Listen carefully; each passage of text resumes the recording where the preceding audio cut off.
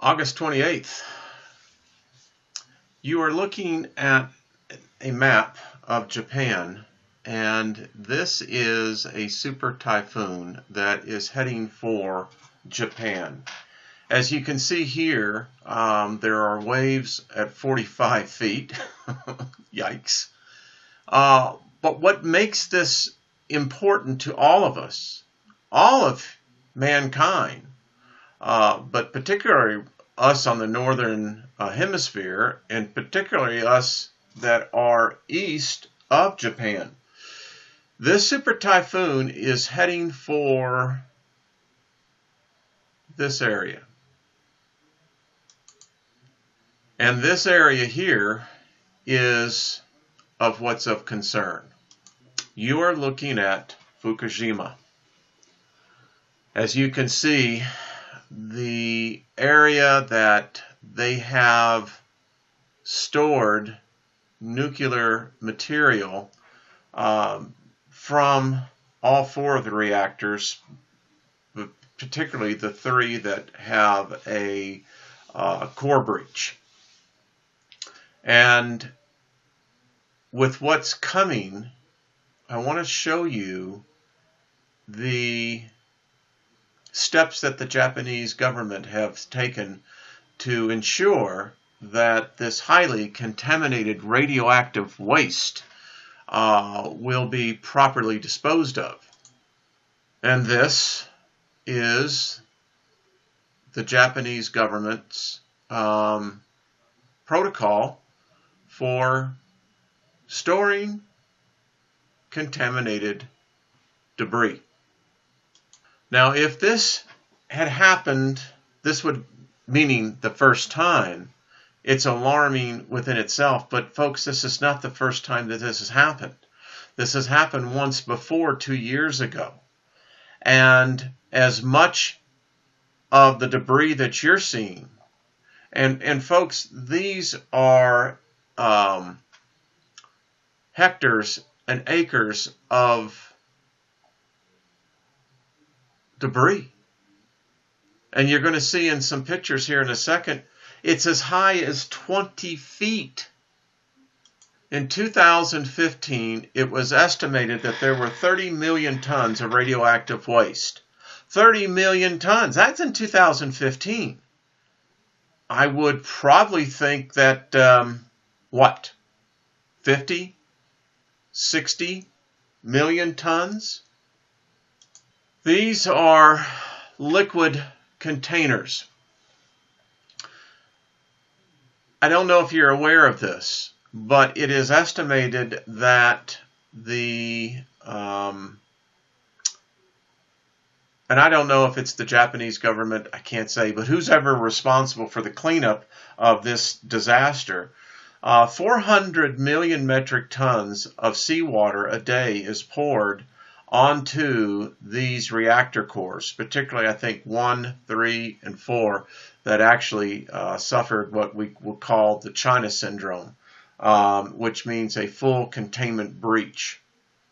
As you saw from the satellite pictures, there are just vast areas of this debris that, as you can see, it's radioactive contaminated debris that they just store right out there in the open.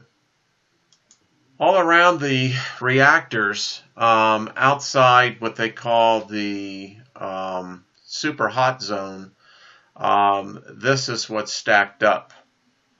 And again, this is a little further inland, but it's the debris that is right next to the ocean, which the ocean, as you've seen from the satellite pictures, is right there. Again, more pictures of, and you can see how long this material has been here. It boggles the imagination, to be very honest with you. We saw this in the satellite pictures as well, but these, as you can see, are containment containers that are designed, I'm assuming, for hazardous waste, I hope. Now, I don't know if these are liquid or it looks like to me that these would probably be of the liquid variety, but who knows? It's the fact that this stuff is stacked everywhere. So as we know, this is Earth null, and I wanted to zoom in so that you could see what we're talking about when we're actually pointing to this. And I'm trying to take the cursor away, folks, so you don't have to be distracted by that. So there you go.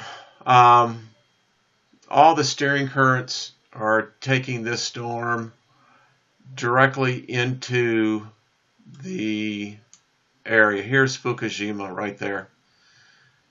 And it's the northeast quadrant of any typhoon or hurricane that is the highest impact zone as far as wind and sea surge is concerned. So we need to be concerned about this. We all eat from this ocean. And if you are, in fact, on the West Coast, in fact, I'll just put this out there for all of us. This material, when it starts getting out into the ocean, and when we begin to see its impact on the fishing industry, we're already seeing mass kill-offs of starfish, as I've reported already. You really need to have iodine tablets. You really do. All of us do. We need to begin to think seriously of the background radiation coming from this. And if this storm hits, and it's going to hit, and if that debris, which you saw sitting right on the beach, is washed out again, it only takes about 2 years, 3 years for the currents for it to get over to the United States. In Alaska, in Canada, they're finding containers now from the earthquake back in 2012. So I just want to give you the heads up on this. We all should be very concerned. I know I keep saying that, but you know, folks, radiation is one of those impacts on the human body that you don't see immediately. It takes time.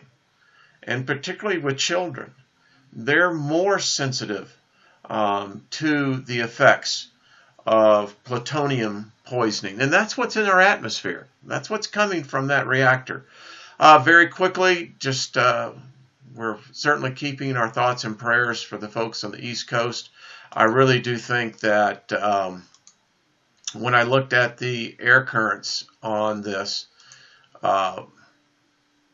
it kind of tells the tale. All right, folks, we'll talk real soon.